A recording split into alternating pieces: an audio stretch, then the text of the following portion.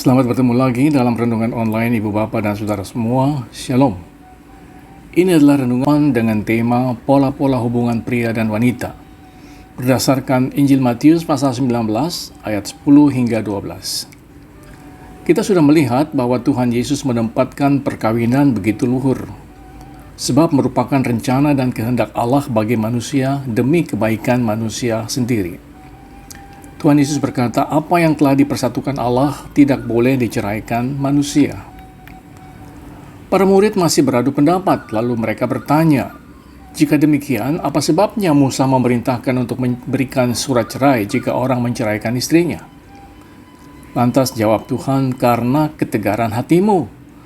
Maka Musa mengizinkan kamu menceraikan istrimu, tetapi sejak semula tidak begitu.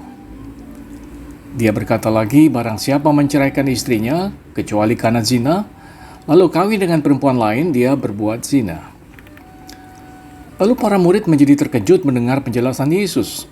Mereka berkata, jika begitu hubungan antara suami dan istri lebih baik jangan kawin. Mereka bukan hanya terkejut, tetapi juga ciut hatinya. Perlu kita catat bahwa ketika percakapan ini terjadi, sebagian besar dari para murid itu belum menikah. Yang pasti sudah menikah hanya Petrus, sebab ibu mertuanya pernah disembuhkan oleh Tuhan Yesus. Rupa-rupanya para murid Yesus itu sering mendengar nasihat dan pandangan para rabi Yahudi tentang perkawinan. Para rabi sering berbicara secara negatif tentang perkawinan yang tidak bahagia. Mereka berkata di antara mereka yang tidak akan pernah melihat wajah Gehinom ialah laki-laki yang punya istri yang jahat. Gehinom itu adalah neraka. Orang seperti itu diselamatkan dari neraka karena dia telah menebus dosa-dosanya di dunia. Di antara mereka yang hidupnya amat sengsara ialah laki-laki yang diperintah oleh istrinya.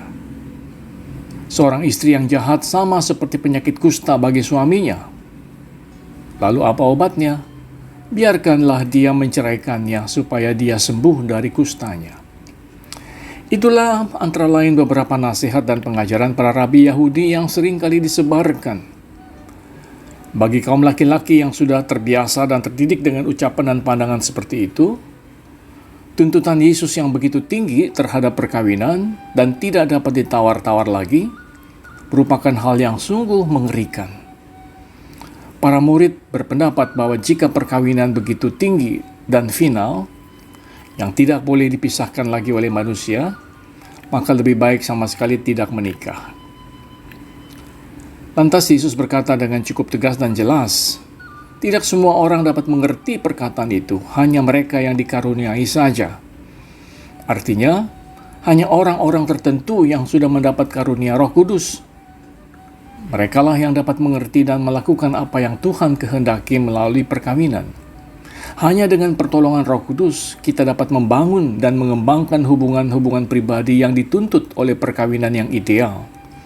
Tanpa pertolongan Roh Kudus, tanpa kuasa Roh Kudus, tanpa kehadiran Tuhan dalam hidup kita, mustahil kita dapat melakukannya. Lalu Tuhan Yesus menjelaskan tentang hubungan-hubungan antara laki-laki dan perempuan. Yang pertama, hubungan perkawinan antara seorang laki-laki dan seorang perempuan. Inilah pandangan yang paling umum di seluruh dunia, bahwa seorang laki-laki akan menikah dengan seorang perempuan sesudah mencapai usia tertentu. Menurut iman Kristiani, ikatan perkawinan harus dijaga, dirawat, dipelihara dengan sebaik-baik mungkin dengan sengaja oleh mereka yang menjalaninya. Sebab sepasang suami istri telah menerima tugas ilahi melalui perkawinan yang mereka masuki untuk melanjutkan keturunannya di dunia. Yang kedua, ada orang yang tidak dapat kawin karena dia lahir demikian dari rahim ibunya. Mereka adalah orang-orang yang mengalami cacat bawaan sejak di dalam kandungan. Mungkin sekali cacat mental atau cacat fisik tertentu sehingga tidak dapat menikah. Yang ketiga, ada orang yang dijadikan demikian oleh orang lain. Mereka disebut orang kasim. Mereka dikebiri secara paksa. Biasanya mereka adalah para budak dari bangsa yang kalah perang. Pada zaman dahulu, raja-raja biasanya mempunyai puluhan malah ratusan gundik. Demi menjaga ketenangan istana, para gundik itu diserahkan pengasuhannya kepada orang Kasim yang sudah dikebiri, sehingga mereka tidak lagi mempunyai syahwat atau nafsu seks terhadap lawan jenisnya. Tindakan kebiri paksa ini tentu sangat tidak manusiawi dan melawan asas kemanusiaan. Di dalam gereja perdana pernah terjadi suatu tragedi. Origenes, salah seorang bapak gereja, ketika dia masih muda menafsirkan ayat tadi secara harfiah. Lantas dia mengebiri dirinya sendiri. Sesudah dewasa dia baru menjadi sadar bahwa dia keliru. Seorang bapak gereja yang lain, Clement dari Alexandria, menafsirkan ayat ini dengan lebih tepat. Dia berkata, orang Kasim yang sesungguhnya bukanlah yang tidak dapat kawin, melainkan yang tidak membiarkan dirinya tenggelam di dalam kenikmatan daging dan duniawi.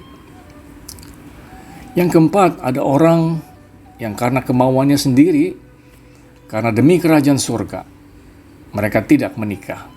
Dan inilah yang dilakukan oleh para romo dan suster dari gereja Katolik Roma sampai hari ini. Demi cintanya kepada Allah dan gereja, mereka rela melepaskan cintanya kepada lawan jenis agar dapat melayani dengan lebih sungguh dan tidak direcokan oleh urusan keluarga. Saya kenal beberapa pendeta laki-laki maupun perempuan yang memilih untuk tidak menikah sekalipun mereka normal. Tentu mereka punya pertimbangan dan alasannya sendiri. Saudara, sebenarnya hubungan antara laki-laki dan perempuan bukan hanya ada 4 macam saja.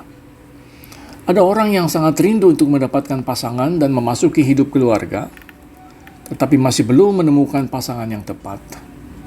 Mari kita doakan agar mereka dapat menemukan pasangan yang berasal dari Tuhan sendiri. Pada masa kini ada lagi pasangan sesama jenis, laki-laki dengan laki-laki, perempuan dengan perempuan. Mereka disebut kaum homoseksual. Menjadi persoalan besar, apakah homoseksual itu suatu bawaan dari sononya ataukah penyakit yang dapat disembuhkan? Sebagian orang berpendapat bahwa itu adalah penyakit yang dapat diobati dan disembuhkan. Tetapi sebagian orang lain berpendapat bahwa itu tidak dapat disembuhkan dan harus diterima apa adanya.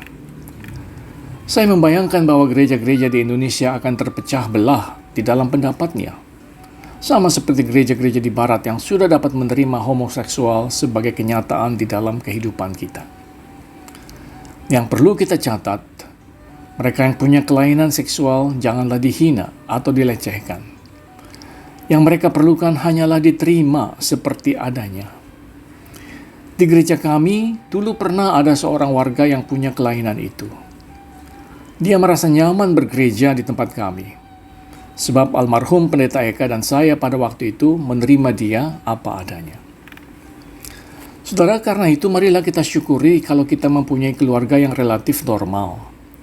Anak-anak kita sehat, mereka berhasil dalam sekolahnya, lalu mereka dapat mencapai cita-citanya menjadi manusia yang berguna bagi sesamanya. Marilah kita juga bersyukur atas apapun yang Tuhan sudah berikan kepada kita. Teristimewa keluarga di mana kita lahir, dibesarkan, dikasihi, dan dapat mengasihi. Marilah kita hidup saling mengasihi, sebab inilah perintah Tuhan yang paling utama, terutama di dalam keluarga kita.